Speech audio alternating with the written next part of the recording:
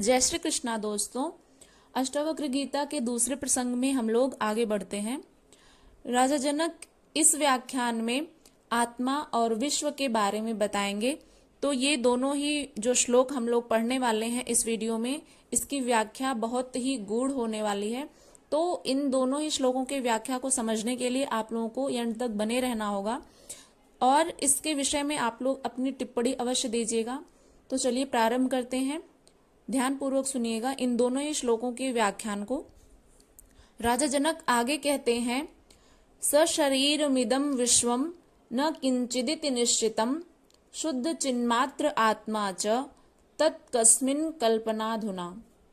अर्थात राजा जनक कहते हैं कि निश्चय ही शरीर युक्त यह विश्व कुछ भी नहीं है, यह शुद्ध चैतन्य मात्र आत्मा है, तो इसकी कल्पना ही किसमें है। अर्थात ये जो शरीर है, ये जो शरीर युक्त यह विश्व है, यह कुछ भी नहीं है।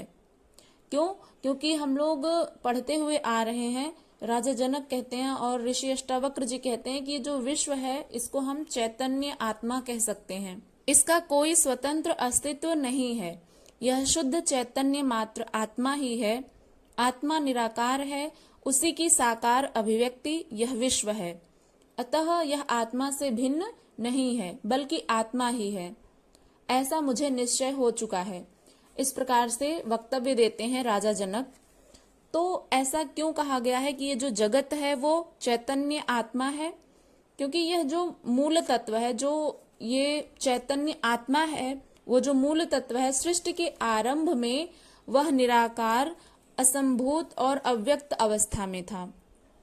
संकल्प से इसकी चेतना में तरंग उठी और वही चेतना सृष्टि के रूप में विकसित होती ही चली गई और आगे भी चली जा रही है। किंतु जब इसका अंत होगा तो उस समय इसकी क्या स्थिति होगी? ज्ञानी जन इस पर कहते हैं कि यह पुनः अपने मूल स्वरूप अव्यक्त अवस्था में आ जाएगी एवं पुनः नई सृष्टि का आरंभ होगा। तो इसमें हम लोग यह जाने कि विश्व में इसको आत्मा क्यों कहा जाता है। इस विश्व को आत्मा क्यों कहा जाता है? क्योंकि ये जो असंभूत अवस्था में पूर्व में था, लेकिन बाद में जब इसमें चेतना की लहर उठी तो वो सृष्टि का आकार धारण कर लिया। तो इसलिए यहाँ पर राजा जनक कहते हैं कि यह विश्व आत्मा से भिन्न नहीं है, बल्कि आत्मा ही है, ऐसा मुझे निश्चय हो चुका है। फिर इसकी किसमें कल्पना की जाए? क्योंकि कल्पना में तो दो की आवश्यकता होती है। जैसे हम लोग उदाहरण के माध्यम से समझते हुए आ रहे हैं, सर्प और रस्सी का। सर्प और रस्सी की कल्पना करना, किंतु जब यह विश्व आत्मा ही है तो फिर इसमें किसकी कल्पना की जाए? जैसे हम लोग उदाहरण में समझ रहे थे कि रस्सी पड़ी है तो उसको सर्प समझ लेते थे अज्ञानवश, क्योंकि अंधकार रहता था, तो अंधकार और अज्ञानवश हम उस रस्सी को सर्प मान बैठते थे। किंतु जब यह विश्व आत्मा ही है तो फिर इसमें किसकी कल्पना की जाए? क्योंकि कल्पना तो दो चीजों में होती है, जैसे रस्सी और सर्प में। लेकिन यहाँ पर तो कहा जा रहा है कि ये जो जगत है, ये जो विश्व है, वो चैतन्य आत्मा ही है, एक ही है। तो अब एक में ही किसकी कल्पना की जाए? जो केवल एक ही है, जैसे वो परब्रह्म है, तो उसमें किसकी कल्पना आप कर सकते हैं? किसी की भी नहीं, क्योंकि वो एक ही है, शुद्ध चैतन्य आत्मा है। रस्सी और सर्प की भांति अज्ञान और अंधकार में नहीं उलझा हुआ है, इसलिए इसकी कल्पना नहीं की जा सकती। तो किसमें की जाए कल्पना? इस प्रकार का प्रश्न उठ सकता है। तो आगे वे कहते हैं, शरीरम स्वर्ग नरकौ बंध मोक्षौ भयम तथा कल्पना मात्र में वैतम तत्किमे कार्यम चिदात्मनः।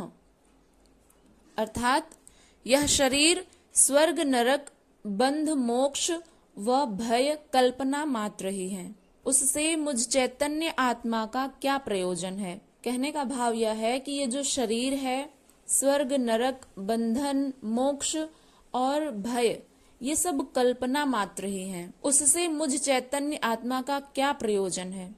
क्योंकि हम तो चैतन्य आत्मा हैं और चैतन्य आत्मा को ना किसी से अपेक्षा रहती है, ना ही किसी का भय रहता है। तो ये जो शरीर है, स्वर्ग नरक पाने की जो इच्छा है और बंधन जो है ये संसार में, इसके बाद मोक्ष की कामना करना, ये सब कल्पना मात्र ही है। ये सब शरीर के गुणधर्म हो सकते हैं, लेकिन आत्मा के गुणधर्म ये नहीं है। तो उससे मुझे क्या प्रयोजन है, मुझे चैतन्य स्वरूप आत्मा को क्या प्रयोजन है। जनक आगे कहते हैं कि यह शरीर, स्वर्ग नरक, बंधन, मोक्ष व भय ये सब कल्पना मात्र हैं। इसका अर्थ यह है कि अज्ञानी के लिए इनका प्रयोजन है एवं यह सत्य भी है। जो अज्ञानी जन होते हैं उनके लिए इसका प्रयोजन होता है, क्योंकि जो अज्ञानी व्यक्ति होगा उसके लिए ये प्रतीत होगा कि ये जो संसार है ये बंधन है, और उसके लिए वो मोक्ष की कामना करेगा। उसे स्वयं का बोध नहीं है, जिस कारण से वह स्वयं को बंधा हुआ महसूस करते हैं और फिर मोक्ष की कामना करते हैं। तो इसलिए इन सब का प्रयोजन एक अज्ञानी के लिए तो है, और यह सत्य भी है कि जो अज्ञानी रहेगा उसके लिए ये प्रयोजन तो रहेंगे ही।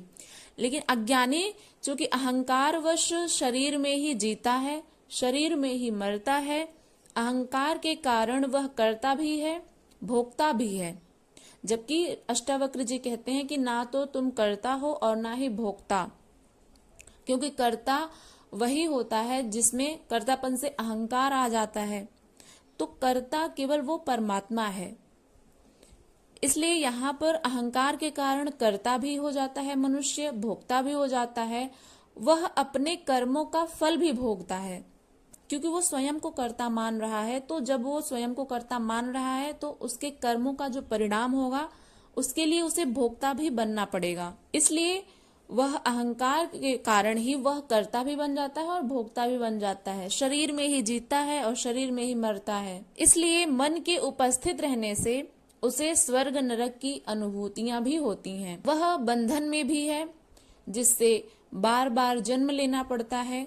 वह स्वर्ग नरक से भयभीत भी है। किंतु जिसने आत्म स्वरूप को प्राप्त कर लिया उसके लिए ये सब कल्पना मात्र हैं। जैसे जो व्यक्ति जो अज्ञानी हैं, जिन्हें स्वयं का बोध नहीं है, वे मन के उपस्थित रहने से जो ऐसा मानते हैं कि मन है, क्योंकि मन में ही कई तरह की कल्पनाएं उठती हैं। स्वर्ग नरक की ये सब जो इच्छा है, जो अभी हमने ऊपर पढ़ा, स्वर्ग नरक, बंधन, मोक्ष, भय, शरीर, ये सब कल्पना मात्र हैं। क्यों? क्योंकि ये मन की ही हमारी अनुभूतियां होती हैं, इसलिए वह बंधन में है। ये जो मनुष्य है, जब इसे आत्मानुभूति होगी तो ये सारे बंधन अपने आप ही मिट जाएंगे। लेकिन अभी तो वो अज्ञान में है, तो अभी क्या कर सकते हैं। तो ये जो जीव है, जो मानव है, वो बंधन में है, जिससे बार बार उसे जन्म लेना पड़ता है, क्योंकि उसे मोक्ष का भी पता है और मोक्ष की भी वो कल्पना करता है, क्योंकि वो बंधन में है, इसलिए उसे मोक्ष चाहिए। लेकिन वह स्वर्ग नरक से भी भयभीत है।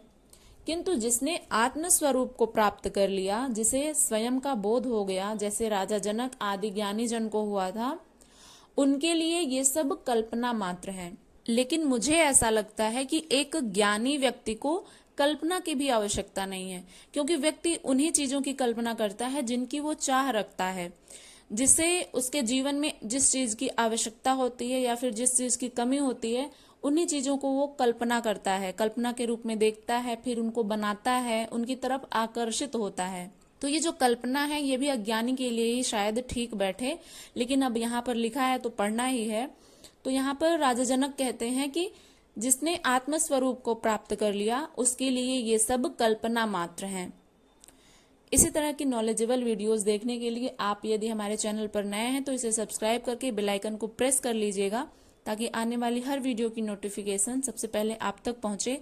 और इस व्याख्यान से आपने क्या सीखा, क्या समझा, उसके बारे में अपना कमेंट जरूर बताइएगा। कमेंट करिएगा, टिप्पणी करिएगा, शेयर करिएगा यदि ये वीडियोस आपको पसंद आती हैं तो। इसी तरह की अन्य वीडियोस हम आपके लिए लाते रहेंगे, तो बने रहिएगा हमारे संस्कृत साहित्यम चैनल के साथ। मिलेंगे अगली वीडियो के साथ, तब तक के लिए अपना ध्यान रखिएगा। इसी प्रकार से ज्ञान अर्जन करते रहिए। हरे कृष्ण।